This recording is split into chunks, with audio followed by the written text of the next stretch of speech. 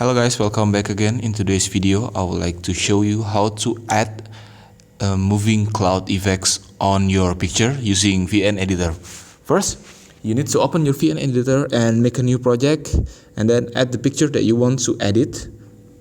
For example, I already prepared this picture, and how to add the cloud effects is by clicking this kind of symbol here. Click it and insert the video of a moving cloud like this, and now you need to adjust the size of the video like this and try to mix it with the picture like this, or maybe like this.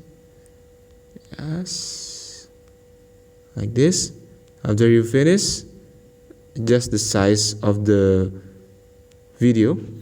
Now you need to swipe left the toolbar until you found blending here like this, and after that click finish.